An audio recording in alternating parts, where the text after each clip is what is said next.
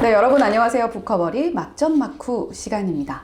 다시 돌아온 코스닥의 시간. 우리는 어떻게 우리 포트폴리오를 새로 재편을 해 나가야 될까요? 고민되시죠? 오늘 저희와 함께 하시죠. 자, 오늘도 역시 이분 나와주셨습니다. 위즈웨이브 이권희 대표님 함께합니다. 어서 오세요. 네, 안녕하세요.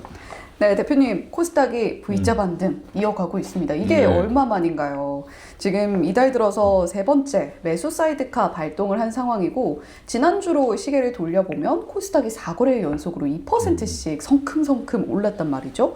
그 안에서 모처럼 좀 순환매 흐름도 읽어낼 수 있는 것 같은데, 최근에 코스닥 중심의 이러한 순환매 장세 어떻게 평가하고 계신지 궁금하고, 건강한 흐름이라고 보시나요? 이제 뭐 기술적 반등, 자율적 반등 구간에서 반등을 했다 정도로 보시면 되고, 예. 630포인트에서 지금 850포인트까지 올라왔으니까 한 35%? 약 한 35%가 반등이 나온 건데, 일단 어제 무슨 얘기가 나왔냐면, 이제 우리 녹화일 전날이 거의 7% 가까이 올랐잖아요. 예. 예, 그러니까 이제 삼성전자 하이닉스 팔아가지고 코스닥 가야 되냐고 이런 얘기들이 나오기 시작했어요. 예, 그 얘기 나오자마자 외국인들이 팔죠. 예, 그래서 참 지표들이 정확해. 그래서 저한테도 그런 얘기들을 많이 물어보시는데, 그렇게 왔다 갔다 하시다가는 큰일 납니다.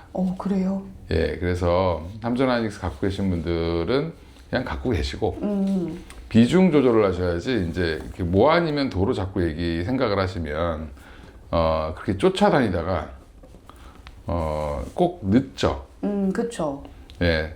삼성전자 하이닉스도 10만원, 뭐, 아니면 뭐 하이닉스 같은 경우는 이제, 뭐 적어도 한 80만원, 뭐 70만원 이럴 때, 그런 생각을 하셔서 옮겼으면 됐는데, 뭐 중요한 거는 거의 이제 200만원 넘어서, 삼성전자는 30만원 넘어서 그런 생각을 하시죠.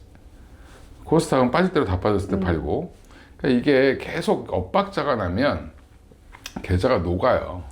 그쵸. 그러니까 지금은 그래서 삼전 하이닉스 뭐 50%든 30%든 갖고 계신 게 있으시면 일단은 더 들고 가시는 게 맞고, 예, 그리고 지금 코스닥으로 이제 자금이 일부 이동하는 거는 이제 여러 요인들이 있는데, 제가 지난번에 자주 말씀드렸지만, 정책 당국자들이 모르는 것 중에 하나가 단일 종목 레버리지 ETF의 부작용은 삼성전자 하이닉스의 변동성도 있지만 사실은 코스닥 수급의 부재를 만든 거거든요.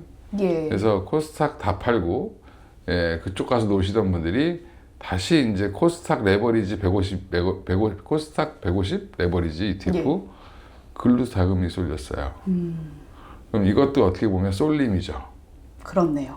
예, 그래서 3천만 원 증거금 내기 싫어하시는, 놔두고 거래하시기 싫으신 분들이 코스닥으로 대거 넘어오면서 반등이 나왔고, 거기에 이제 기관 외국인들도 그렇게 넘어올 거라고 알고 있었기 때문에 미리 길목 잡기 하고 있었던 거죠.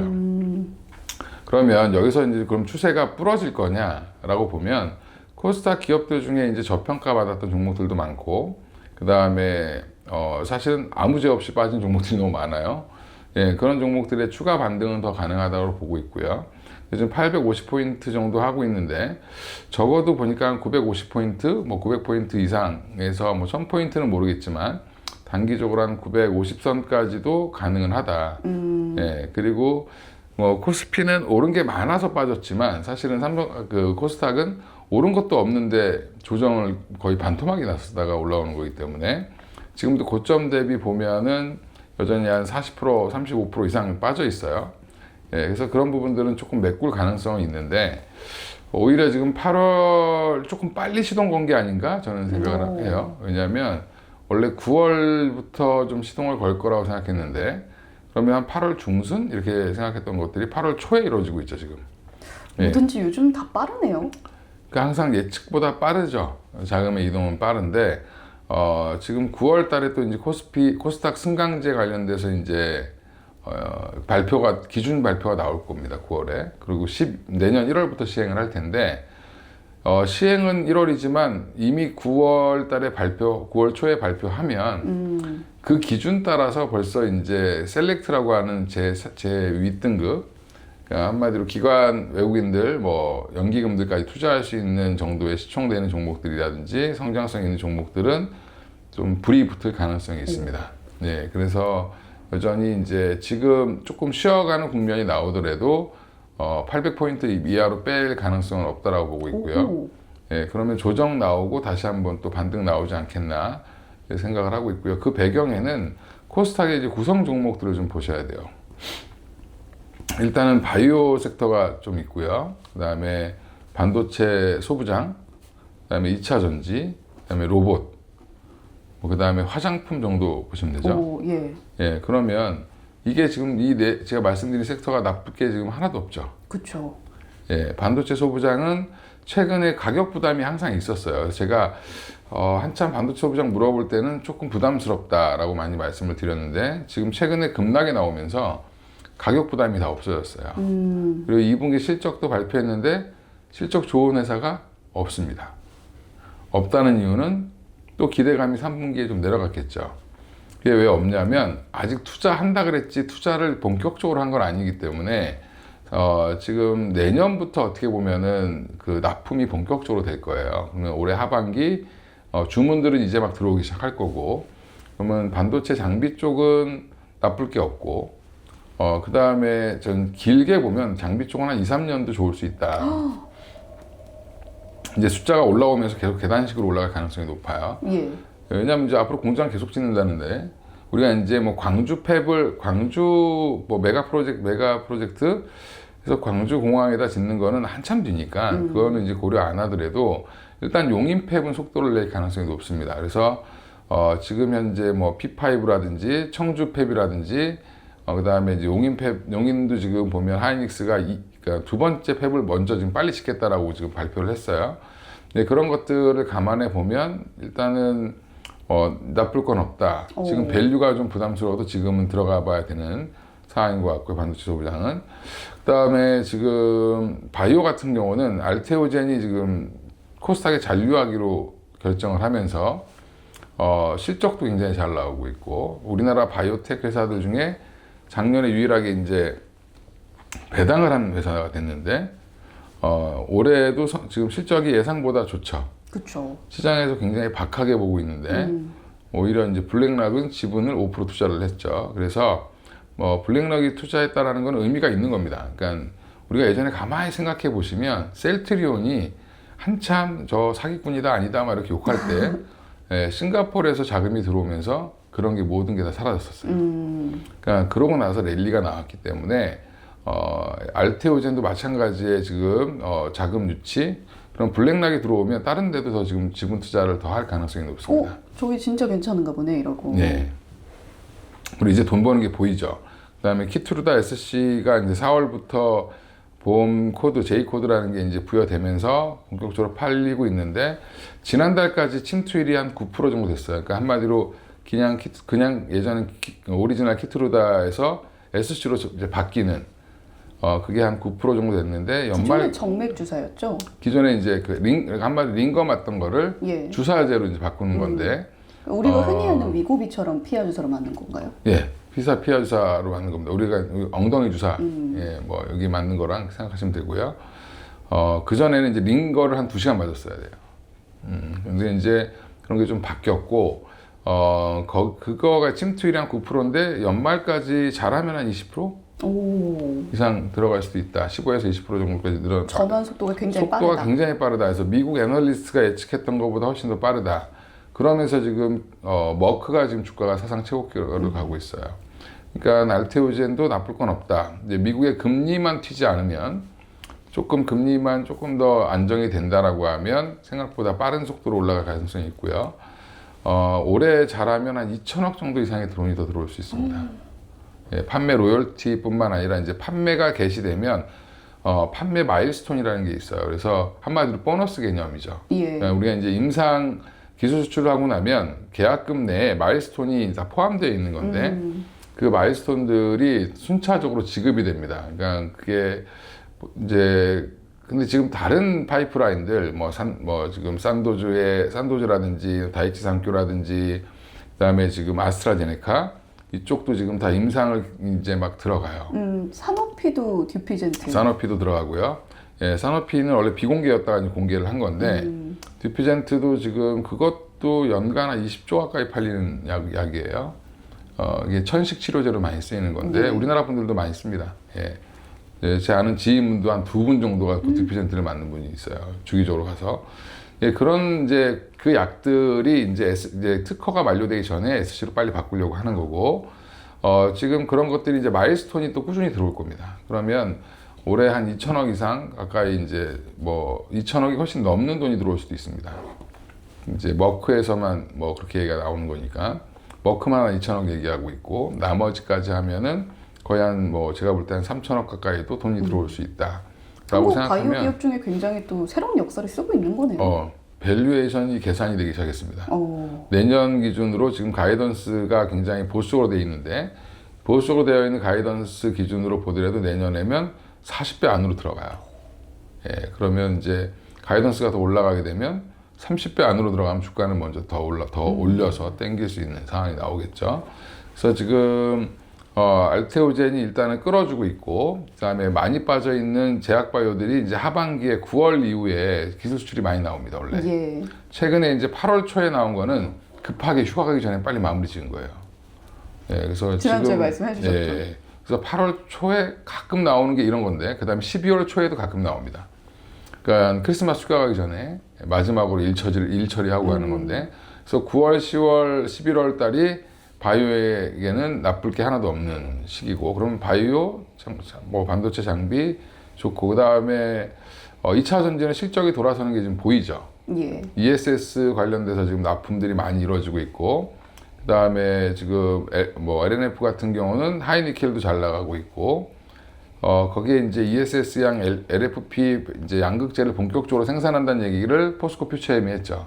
예. 그러면서 대량 공급을 했는데 아마 LG 엔솔로 공급하는 걸로 보이고, 그런 것들이 이제 순차적으로 이루어지고 있고, 삼성 SDI도 3분기 흑자 전환이라고 얘기했는데 2분기 흑자 전환을 했어요.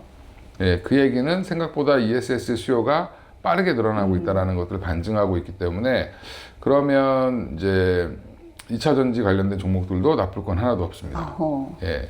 그동안 그리고- 또 워낙 바닥이었어요. 그렇죠. 예. 그리고 이제 화장품 종목은 요즘 다 아실 거고, 뭐 파마리서치 같은 종목들이 바닥에서 지금 강하게 올라오고 있죠.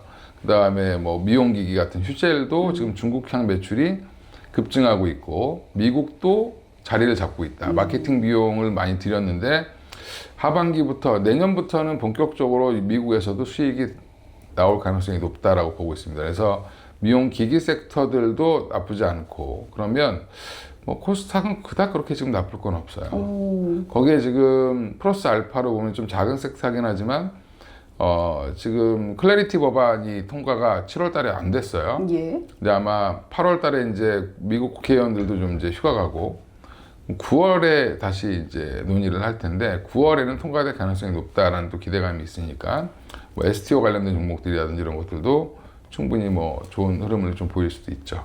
예, 그러면 제가 쭉 말씀드린 걸 보면 코스닥이 나쁠 건 지금 하나도 없죠.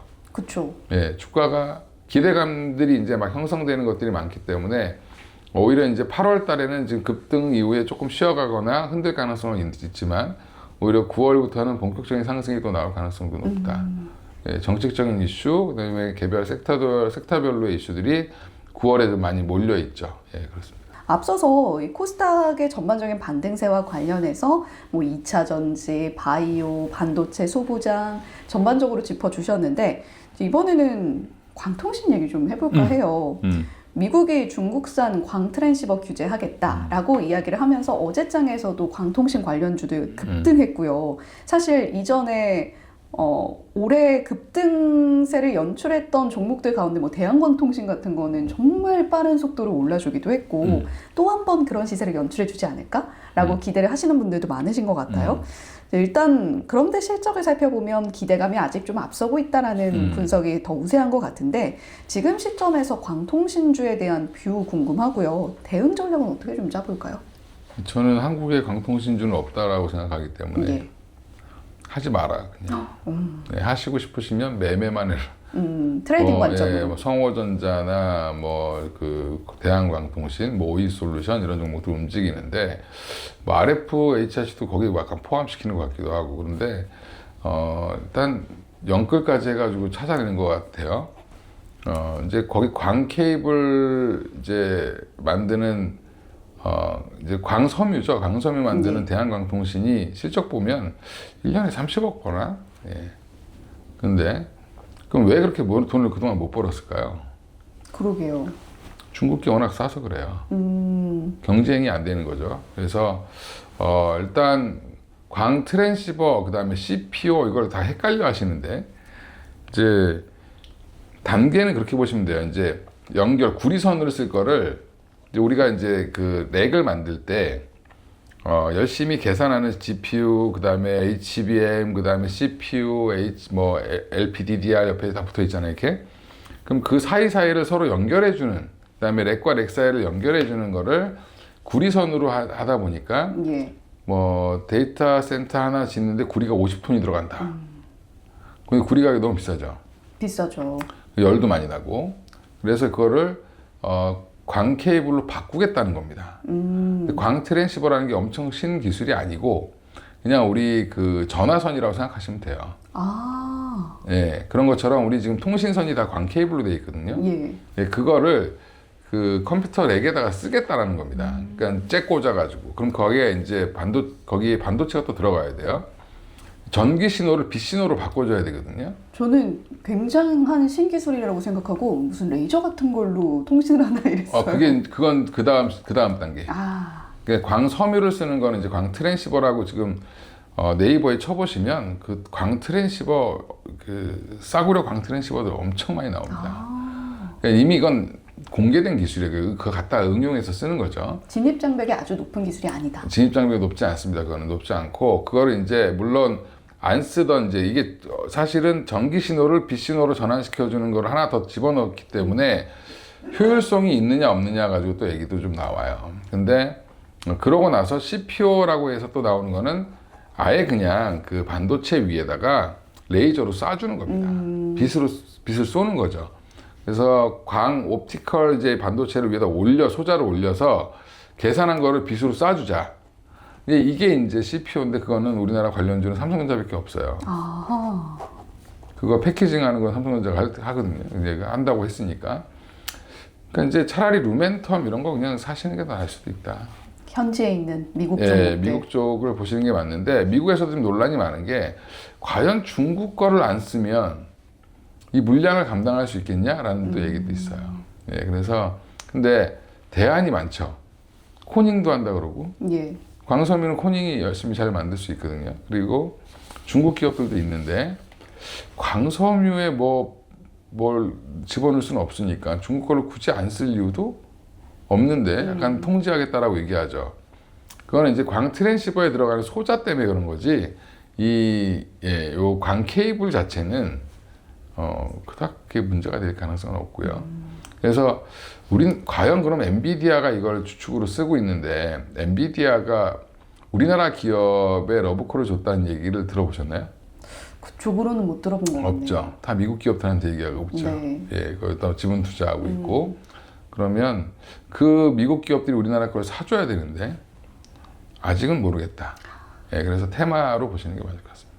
예, 광통신은 테마성으로 트레이딩으로 접근하실 분들은 뭐 해보셔도 되겠으나 어떠한 진짜 미래 기술적인 진입 장벽이나 어떤 특수한 핵심 기술로서 부각받아서 지금 시장에서 부각받고 있는 것은 아니다라는 점을 강조를 해주셨습니다.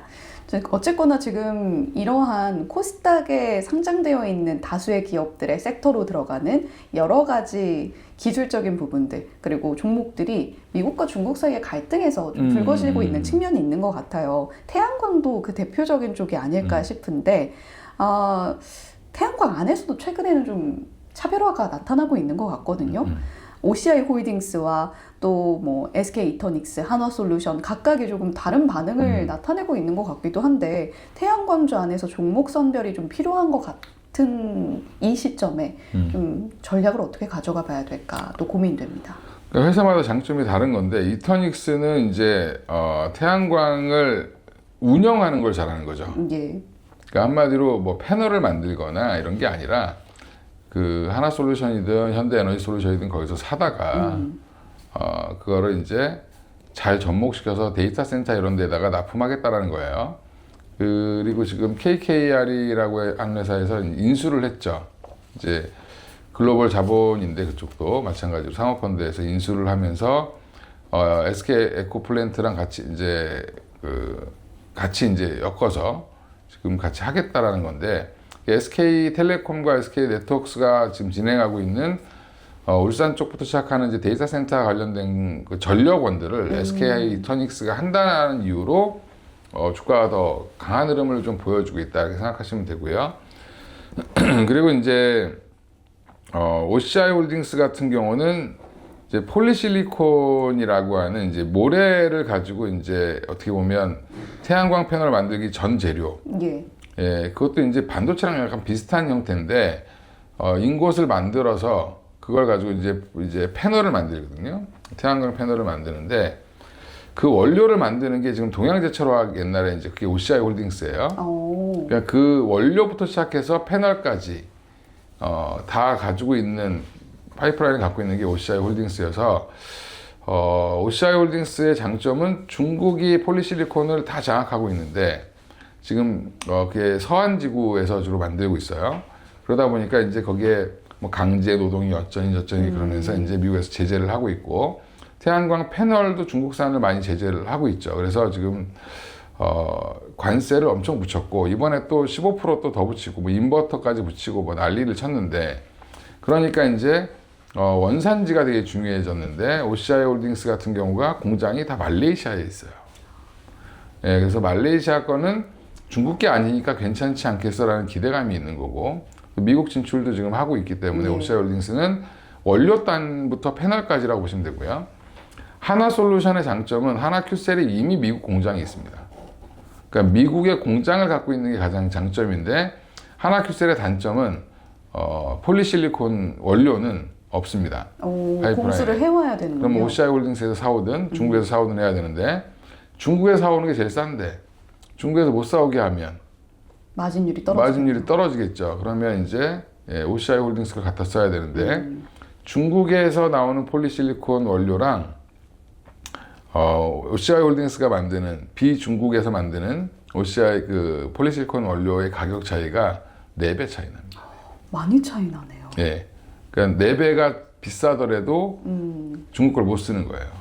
예, 그렇게 되면 하나솔루션은 그래서 공장 있는 건 큰 장점인데 이 뭐 단가 부분 어떻게 할 건지 이런 것들이 좀 이제 걱정이 되긴 하죠. 그래서 회사마다 조금씩 다른데 지금은 조금 더 규제가 심해진다. 중국 규제가 그러면 서한 쪽 규제가 심해지면 OCI 홀딩스가 조금 더 좋아 보이지 않나 이렇게 생각하고 있습니다. 예. SK 이터닉스는 지금 밸류는 괜찮다고 보시나요? 지금 국내 이슈 때문에 거기도 이제 밸류 부담은 있죠. 과하게 올랐습니다, 사실은. 예. 그래서 당분간은 좀 빠지면 사고 올라가면 파는 트레이딩을 좀 차트 보시면 딱 그렇게 움직여요. 조금 부지런하게 움직여야 되는. 예, 트레이딩 하셔야 되고 좀 긴 롱텀으로 보시면 실적 돌아서는 걸로 보면은 OCI 홀딩스가 조금 그냥 끌고 가기엔 좀 괜찮은 것 같아요. 그리고 코스닥이 가려니까 또 움직이는 섹터가 우주항공 섹터예요. 아, 그렇죠. 또 거기에 맞물려서 스페이스X 락업 해제 때문에 굉장히 공포에 떨었었는데 생각보다 괜찮았고 투자 의견 상향 의견도 있었고 최근에 상승세 좀 타고 있습니다. 하반기에 우주항공주도 지켜봐도 괜찮을까요? 뭐 우리 국내 정책 이슈도 계속 나오고 있고 그다음에 스페이스X도 지금 주가가 돌아서고 있는데 뭐 우주항공이 뭐 바뀐 게 있었겠어요? 근데 산업은 계속 지금 성장하고 있는 상황인데 스페이스X 때문에 오버페이스 갔던 종목들이 다 제자리로 왔죠. 네, 올라간 거 다 반납했습니다. 그래서 제가 스페이스X 상장할 무렵에 다 팔아라. 그런데 아무도 안 파셨겠죠. 예. 이제 주변 분들도 그 뭐 사고 싶다고 얘기하셔갖고 제가 말렸는데, 일단 스페이스X도 거의 반토막 났다가 지금 다시 반등 나오고 있는 거. 이제 공모가 다시 돌파를 했습니다. 그럼 이제 스페이스X의 흐름이 제일 중요하다. 뭐 국내 정책이 어쩌고저쩌고 우주항공청 얘기하고 그러는데 제가 우주항공주 오랫동안 봐온 결과 국내 정책 이슈는 거의 잘 안 먹힙니다. 예. 사실 뭐 돈이 별로 안 국내에서 돼요. 뭔가 하나 쏜다고 해서 연속으로 쏘는 것도 아니고. 네, 그렇습니다. 그래서 일단은 발사체 자체를 가장 많이 전 세계에서 쏘는 데가 스페이스X예요. 예. 그러면 소모품을 제일 많이 납품하는 회사를 보시는 게 맞고 그럼 직접 관련된 회사는 스피어, HVM 두 회사예요. 그다음에 세아베스트 지주 정도. 그럼 세 회사를 제외하고 저는 안 보고 있는데, 근데 보니까 다 똑같이 움직여요 지금. 인텔리안 테크, 세종 말고도 뭐 인텔리안 테크도 그렇고, 그다음에 뭐 세트레가이도 그렇고, 이게 전혀 분야가 다른 건데, 예, 그쪽 위성이고. 이제 이게 공부들이 좀 안 된 것 같아요. 예, 그래서 뭐 AP 위성, 그 위성 전화기 만드는 회사랑, 그다음에 위성 안테나 있는 회사, 그다음에 진짜 위성을 만드는 회사, 이거랑 스페이스X랑 상관이 없죠. 예, 그렇게 보면 상관 있는 종목은 아까 딱 세 종목. 예. 그리고 뭐 이렇게 보면, 그러니까 긴 흐름으로 내가 우리나라 우주항공에 대해서 투자하고 싶다. 그러면 그냥 하나 에어로스페이스 하시면 돼요. 예. 예, 근데 국내 우주산업에. 예, 국내 우주산업에 투자를 하고 싶다라고 하면, 근데 스페이스X 보고 투자하고 싶다라고 하면 아까 그 세 종목 중에서 하나 고르셔서 매매하시면 된다. 어차피 같이 움직이니까 아닌 것들까지. 뭐, 예, 근데 HVM이나 스피어 같은 경우나 뭐 세아베스트 지주는 실적도 잘 나오는 회사고, 특히 세아베스트 지주는 이제 본업이 따로 있는 거고 특수광이 또 들어가는 플러스 알파 요인이라고 보면, 근데 특수광만 해서 돈 버는 회사가 지금 HVM이에요. 근데 밸류가 계산이 됩니다. 예, 그래서 많이 싸졌어요. 제가 그거 예전에 누가 10만 원에 사고 싶다 그랬을 때 5만 원 밑으로 빠지면 사겠습니다 그랬더니 막 웃더라고. 비웃었어요 사람들이. 5만 원 밑에 빠지겠어? 5만 원 밑에 빠졌죠. 예, 이제 5만 원 넘었을 겁니다 아마. 이제 비웃어 주실 차례인가요? 아니죠. 예, 다시 이제 살 차례죠.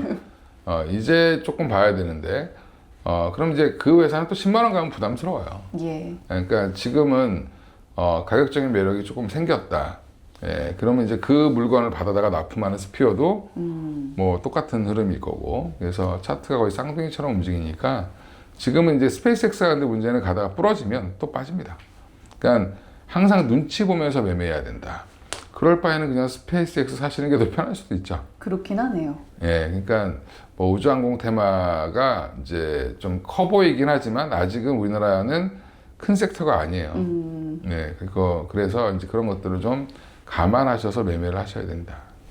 아무래도 아주 국내에서 영위하고 있는 기업들이 많지 않은 쪽은 저변이 좀 좁다 보니까 종목에 대한 스터디가 좀 어려운 측면이 있긴 있는 것 같네요. 근데 HVM이 어떤 식으로 납품하는 거냐면, 발사체에 들어가는 특수화금이 이제 철로 되어 있는 게 있고, 또 이제 뭐 특수화금으로 되어 있는 게, 니켈 쪽으로 되어 있는 게 있는데, 이 두 개를 다 납품해요. 근데 80% 완성해서 납품하는 겁니다.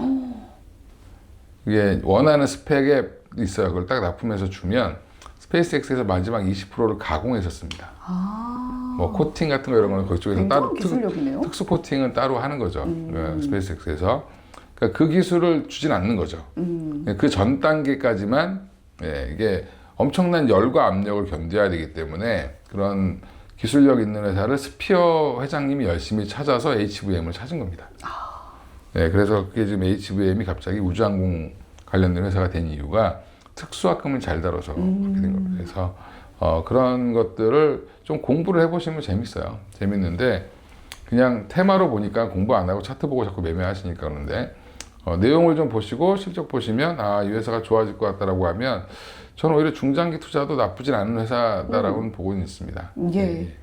우주항공 테마 안에서도 밸류에이션이 산정이 되는 기업들 3개 골라주셨습니다. 스페이스X 향으로 보실 거면 스피어, HVM, 세아베스트 지주 말씀해 주셨고, 국내 우주항공 산업에 투자를 하고 싶다라고 하신다면 한화 에어로스페이스가 정답이 될 수 있다라고 말씀을 해주셨네요. 근데 아무래도 지금 시장의 흐름을 쭉 지켜보신 분들은 코스닥 시장 전반에 대한 불신도 분명히 있으실 거란 말이에요. 특히 시장의 흐름을 최근 보면 코스피랑 코스닥의 수급으로 시속 게임하고 있는 거 아닌가? 이런 생각도 좀 드는데 오늘 정도 코스피가 살짝 흔들리던 와중에 코스닥이 쏘고 코스닥이 쏘려니까 다시 삼전 닉스 반등하면서 코스닥도 살짝 사그라드는 그런 모습들 보여주고 있잖아요. 둘 다 잘 갈 수는 없는 거예요. 잘 갈 수 있죠. 네, 이제 문제는 잘 갈 수 있는데 코스닥은 지금 단계 너무 많이 올랐기 때문에 한 1% 정도 조정은 나오는 게 뭐 어떻게 보면 정상이죠. 이제 알테오젠이 오늘 또 왜 이렇게 빠지냐 이렇게 얘기하시는 분들이 있는데 바뀐 게 없죠. 뭐 어제 오늘 사이에 바뀌었겠어요. 이제 어제 조금 과하게 올랐던 것들에 대한 이익 실현 외국인들이 단타를 많이 쳐요 알테오젠으로. 예, 그래서 제가 알테오젠을 한 5만 원대부터 봤는데 예. 급등하면 그 다음날 거의 절반 되돌림 자주 나옵니다. 예, 그래서 그 정도는 아마 오래 갖고 계신 분들은 잘 아실 거예요. 내가 단기 매매할 거 아니면 그런 거에 너무 흔들리실 필요는 없을 것 같고, 그다음에 코스닥은 쉬어가고 지금 코스피가 올라와봐야 뭐 1%? 예, 지금 뭐 1% 조금 넘게 올랐죠. 예, 1.1% 정도 올랐는데 코스닥도 이제 코스피도 이제 조금 여기에서 조금 올릴 만한 자리에서 올리는 건데, 근데 올린다고 해서 확 올리지도 않죠. 그러니까 외국인들은 지금 이제 코스피 200 지수 기준으로 보면 1000포인트 넘어가는 걸 싫어해요. 1000포인트 넘어가면 본인들이 손해입니다, 선물이. 그래서 아랫 방향을 좀 잡고 있기 때문에 코스피 200 지수 기준으로 1000포인트 밑을 1000포인트 넘어가면 누르고, 네, 그리고 너무 빠지면 또 올리고. 그것도 같이 보면 좋겠네요, 개인 투자자분들께서. 네, 그렇게 하면서 외국인들이 지금 선물 매도 포지션을 정리하고 있습니다. 그러니까 선물 사고 있는데 무슨 소리냐? 그게 사는 게 매도 포지션 정리하는 거예요. 그러니까 윗방향으로 사는 게 아니라 아랫방향으로 걸어놨던 거에 대한 이익 실현, 이렇게 생각하시면 됩니다. 예. 그래서 그 수급이 끝나려면 아마 이번 주 옵션 만기까지는 좀 지나야 될 것 같습니다. 예. 그래야 조금 더 안정적인 방향성을 네, 잡고. 그럼 하반기에 코스닥이 다시 천선을 회복할 수 있을까에 대한 관심도 좀 높아지는 것 같거든요. 어떻게 보세요? 뭐 회복하면 좋죠. 예, 좋은데 뭐 제가 그걸 미래를 알 수 없고, 제가 아까 말씀드린 것처럼 그런 논리가 먹힌다라고 하면 하반기에 천선이 아니라 1200도 다시 갖다 놓을 수 있겠죠. 그러니까 코스피가 제자리를 9000을 못 갔는데 얘가 1200을 갈 수 있냐라고 얘기하면 코스닥은 올라온 게 없잖아요. 그렇죠. 코스피는 엄청 올라갔던 거고, 코스닥이 못 올라온 거는 삼성전자, 하이닉스 같은 종목이 없기 때문이죠. 예, 돈을 엄청 많이 벌고 주목받는 기업이 없기 때문이다라고 보면 되고, 아까 말씀드린 이제 뭐 알테오젠이 조금 힘을 내주고, 그다음에 에코프로 BM 같은 종목들이 힘을 좀 내주면 충분히 뭐 1000포인트도 가능하다. 예, 이렇게 전 보고 있습니다. 예. 그렇다면 앞서서 꼬리 쫓아가지 마라 이런 이야기도 해주셨는데 현재 시점에서 코스피의 이 전자닉스 갖고 계신 분들은 좀 뚝심 있게 하셔라라고 조언을 해주셨잖아요. 이러한 좀 주도주군의 종목들과 코스닥의 포트폴리오 비중은 어떻게 분배를 하는 게 좋을지도 궁금하거든요. 코스닥은 한 40, 지금 분위기 이제 코스닥이라고 얘기하면 좀 그렇고요. 지금은 삼성전자, 하이닉스를 제외한 나머지 종목들의 포트를 이제 어떻게 구성하느냐가 되게 중요하죠. 지금 뭐 조선도 괜찮을 것 같고, 방산도 나쁘지 않고, 거기에 이제 원전도 지금 바닥권에서 세게 올라오죠. 예, 그러면 지금 뭐 건설 기계부터 시작해서 나쁜 게 없습니다. 뭐 지금 증권주들도 사면은 무조건 수익 날 것 같은 자리에까지 빠져 있기 때문에 그런 종목들을 어떻게 이제 조화롭게 배분하느냐가 중요한데, 지금 코스닥은 제가 볼 때는 한 30% 이내 정도를 이제 끌고 가시는 게 맞을 것 같고요. 뭐 많이 하게 되면 한 40%까지도 가능하다라고 생각하고 있고, 삼성전자, 하이닉스가 비중이 너무 많으신 분들은 좀 뭐 한 40%? 그러니까 저는 반도체 소부장이랑 반도체 투톱을 합쳐서 이제 한 40에서 50%는 가져가셔야 된다. 절반 가까이는. 예. 그러면 절반 가까이는 가져가셔야 될 것 같고요. 좀 많으신 분들은 좀 올라오면 좀 줄이시고, 그러면 내가 올라와서 줄였는데 코스닥 벌써 저기 가 있으면 어떡하냐, 그렇게 걱정 안 하셔도 됩니다. 그렇게 시장이 V자 반등을 계속할 때는 계속할 것 같지만 그렇지 않거든요. 항상 살 기회를 주니까 지금 삼전하이닉스를 내 매수 가격 따라 틀린데, 삼성전자를 20만 원에 사신 분은 30만 원에 파셔도 괜찮죠. 그렇죠. 예, 비중을 좀 줄이셔도 괜찮을 것 같고, 뭐 10만 원에 사신 분들은 지금도 줄이셔도 괜찮아요. 예, 그러니까 내가 위로 올라갈 수 있는 기대 수익이 얼마냐를 보는 건데, 삼전하이닉스가 나중에 뭐 50만 원, 60만 원 갈 수도 있지만 지금 분위기로 봐서는 한 32만 원 가면 좀 쉴 것 같고, 그다음에 하이닉스 같은 경우는 제가 계산을 대충 해보면 올라간다라고 하면 한 100, 다시 제가 한번 볼게요. 예, 이걸 또 정확하게 말씀드려야지. 혼란이 없도록. 네, 제가 보고 있는 거는 한 180만 원 정도. 예. 그래서 200만 원까지는 가긴 좀 어려울 것 같고, 예, 한 180만 원 정도까지 가면 조금은 175에서 180, 185만 원 정도까지 그 정도 가면은 조금 쉬어갈 가능성이 있습니다. 그러니까 그럼 지금 200만 원에 갖고 계신 분들은 물이라도 어떻게 좀 탈까요? 어떻게 해야 지금 돼요? 그런 분들은 이제 비중에 따라 다른데 뭐 조금밖에 안 사신 분들은 더 사시면 되고 많이 사신 분들은 좀 고민을 좀 해보셔야 되죠. 예, 그러니까 이제 항상 그래서 너무 무리하게 확 지르면 대책을 세우기가 어려워요. 예, 그래서 지금은 비중 조절이 되게 중요한 자리인 것 같고요. 지금 반등이 나오면 이제 삼성전자 하이닉스도 생각보다 빨리 나올 수 있어요. 오늘 마이크론 거기 이제 CBO라고 하죠. 거기 CBO라고 해서 경영 책임자분이 이제 인터뷰를 했는데 뭐 무슨 어느 행사에서 발표를 한 걸 들어보니까 니네들이 지금 자꾸 메모리 반도체 사이클이라고 얘기하는데 그 사이클 맞다고 치자. 그러면 지금 사이클이 한 7년 될 것 같은데 7년인가 5년인가 뭐 한참 남았는데 이제 초입 부분이다. 그러니까 니들이 걱정하는 게 난 도대체 이해가 안 된다. 예, 이렇게 좀 얘기를 하셨어요.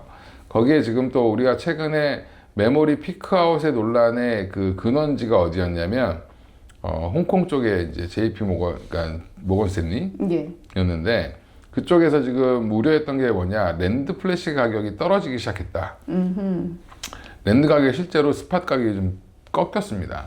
근데 꺾여서 랜드 플래시가 재고가 좀 늘어나고 가격이 꺾이니까 이건 항상 메모리 반도체 꼭지의 신호다라고 얘기를 했었는데 재고를 많이 보니까. 예, 근데 트렌드 포스에서는 무슨 소리 하는 거냐, 랜드는 좀 빠질 수 있어도 디램은 절대 안 빠진다, 뭐 이렇게 얘기를 했고, 그 다음에 지금 그 랜드 플래시조차 스팟 가격이 다시 상승하고 있습니다.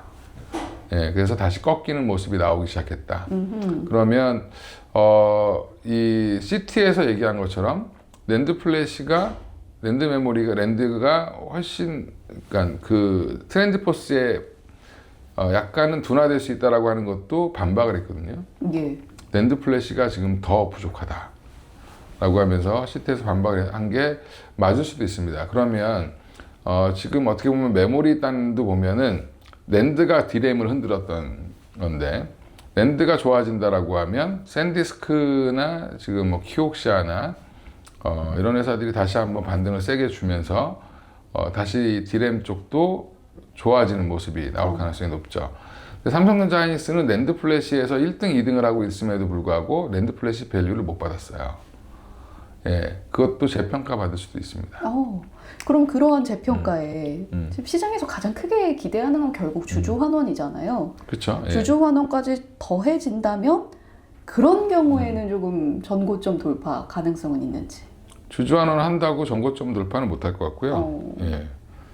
하이닉스 300만 원이랑 삼성전자 37만 원은 약간 좀 오버슈팅이 있었죠, 단기적으로는. 예. 예, 그래서 물론 밸류를 어떻게 보느냐. 근데 지금 시장은 내년 감익을 지금 보고 베팅을 한 거기 때문에 내년에 감익이 안 된다는 게 나와야, 증명이 돼야 전고점을 돌파할 텐데, 그러면 3분기 실적이 잘 나오면 괜찮을 거냐? 3분기 실적 잘 나오면 또 뭐라고 할 거냐면 이것도 피크 아니야? 계속 그렇게 딴지 걷는 인간들이 계속 있습니다. 그럴 것 같아요. 예, 그러면 계속 확인하고 점점점 가면서 아니네 하면서 후행적으로 올릴 가능성이 높기 때문에 지금은 조금 속도가 예전같이 기대로 올라가는, 뭐 PER로 우리 8배 가자 뭐 이런 것들 나오기는 어렵다. 지금 PBR로도 이제 1.5배 수준까지 다 떨어졌어요. 그러니까 PBR로 2배 가는 것만 계산해도 아까 제가 말씀드린 가격까지는 다 가니까 일단은 지금은 초호황기, 옛날 호황기의 2배에서 2.5배까지 갔었거든요, PBR로. 사이클로 봤을 때. 근데 지금은 슈퍼 호황기죠. 예, 이러면 사실은 그 2.5배도 말이 안 되는 상황이긴 해요. 그래서 여전히 이제 마이크론 대비해서 주가가 저평가받고 있는 부분들. 근데 이제 어떤 분들은 마이크론이 너무 뭐 이제 주주환원을 잘못 알고 계시는 게 FCF라고 해서 잉여연금 흐름의 100%를 한다라고 알고 계신 분들이 있어요. 그게 아닙니다, 그거. 그런 회사는 거의 없지 없죠. 않나요? 예, 그렇게 하면은 설비 투자 어떻게 뭐 추가적으로 돈 들어갈 일이 생기면 안 되죠. 그래서 마이크론이 100%라고 한 이유는 잉여 현금 흐름에서 비용이랑 앞으로 뭐 M&A 할 돈, 뭐 할 돈 다 빼고 남는 돈을 100% 하겠다. 이렇게 얘기한 겁니다. 그래서 진짜로 남는 돈의 100%입니다. 예. 그 프리캐시 플로우가 아니라 프리캐시 플로우는 그냥 내가 번 돈, 영업이익으로 번 돈에서 설비 투자하는 돈 빼고 나머지를 다 프리캐시 플로우라고 하는데 그래서 어떻게 보면 삼성전자니스가 그 50% 한다고 하는 게 더 많을 수도 있어요. 예. 어쨌거나 좀 더 지켜는 봐야 되겠네요. 네, 그래서 중요한 뭐, 것은 속도와 비중 조절. 그렇죠. 예, 오해는 좀 풀릴 거고 그러니까 지금 또 삼성전자니스 또 안 간다고 버리고 또 딴 데 가셨다가 또 그거 올라오면 또 후회해요.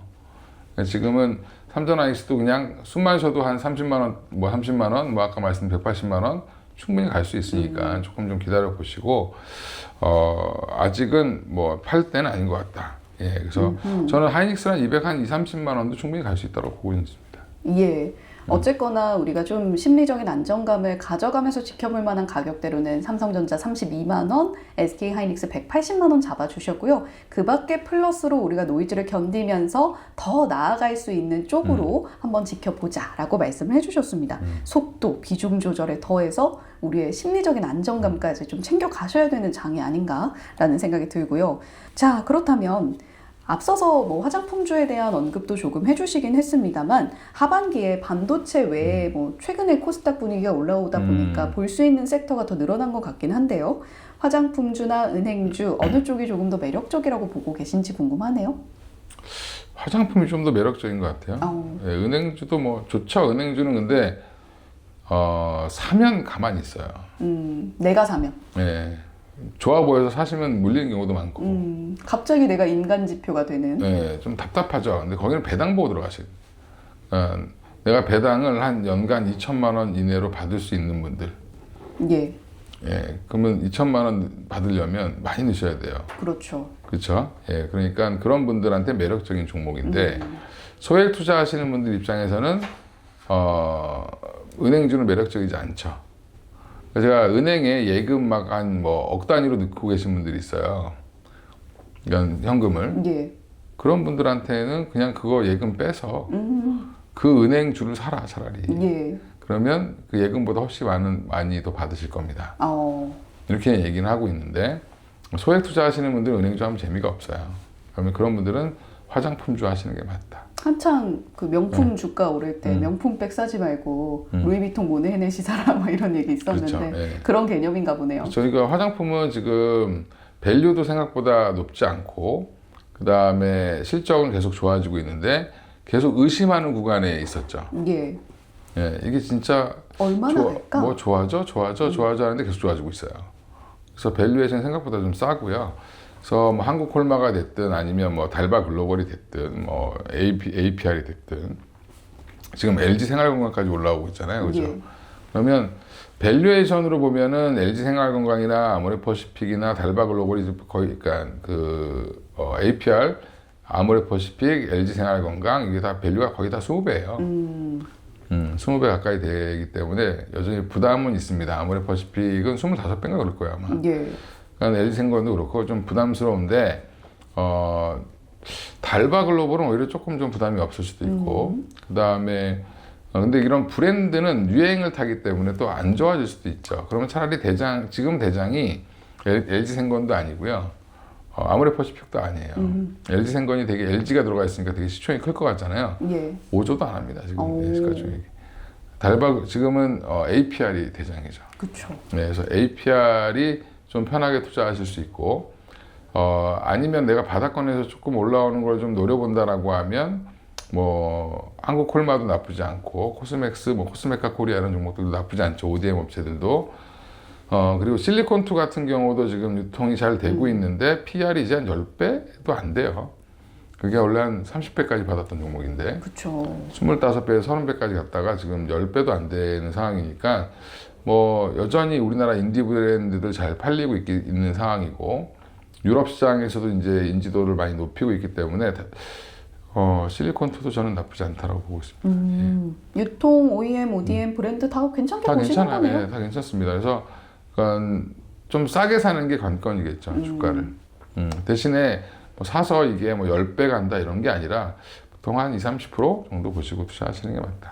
지금 브랜드 쪽에서 대장은 APR이 그렇죠. 주도를 하고 있고, 저는 화장품주 투자할 때 조금 고민되는 게 항상 실적 발표면 왜 그렇게 세론이 나오나요? 그게 이제 피크라고 자꾸 생각을 하는 거예요. 그러니까 근데 그 또 확인하고 또 올리죠. 예, 계속 화장품이 약간 선행을 안 하고 후행을 해요, 자꾸. 그러니까 실적 보고 올렸다가 많이 올라가면 빼고, 예, 이걸 계속 반복하고 있죠. 예, 근데 이제 여기서 한 번 더 업사이드가 나오려면 시장 분위기가 좀 돌아서야 돼요, 소비재에 대해서. 지금 화장품도 반도체에 피해를 봤던 섹터라고 보시면 됩니다. 반도체 떨어지는 날 올라갔었잖아요. 네. 그래서 거꾸로 움직이죠. 기술주들이 올라가면 계속 맞아요. 그러니까 포트에 화장품이 있으신 분들은 이제 거꾸로 생각해 보시면 내가 한번 팔아야 될 것 같다 할 때는 반도체 빠질 때 파시는 게 맞겠죠. 예. 예. 뭐 그다음에 포트폴리오 안에 비중을 잘 조절해 놓으면 그렇죠. 예, 맞습니다. 근데 이 삼전 하이닉스에 비하면 시총이 워낙 적잖아요. 화장품이. 그러면 10% 이상 투자하기가 어렵습니다, 사실은. 포트 내에서. 네, 그런 걸 과감하게 뭐 50%씩 하시는 분들은 없으실 테니까 10% 이내에서 조금 이제 뭐 큰 돈 번다라고 생각하지 마시고, 이제 앞으로 우리 주가가 이제 그 2,000에서 9,000 뭐 얼마까지 9,800까지 갔다 왔기 때문에 눈높이들이 다 여기까지가 이렇게 다 있어요. 수익에 대한 뭐 2배는 먹어야지 뭐 이런 생각을 다 하실 텐데, 원래 예전에는요 1년에 20% 수익 내면 되게 대박이었어요. 그렇죠. 예, 그러니까 눈높이를 이제 좀 낮추실 필요 있다. 예, 수익률에 대한 눈높이를 좀 낮추실 필요는 있습니다.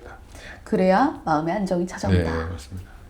예, 은행주 같은 경우는 좀 보유하고 계신 현금의 여력이 꽤나 있으신 분들, 그런데 나는 너무 부지런하게 매매하기보다는 또 현금의 플로우를 창출하고 싶으신 분들, 배당을 통해서 한 번 더 노려보실 수 있는 분들이 참고를 해보시면 좋겠고요. 화장품주는 뭐 지금 밸류에이션도 괜찮고 브랜드, OEM, ODM, 유통까지 꽤나 접근해 볼 만한 구간이다 라고 말씀을 해주셨습니다.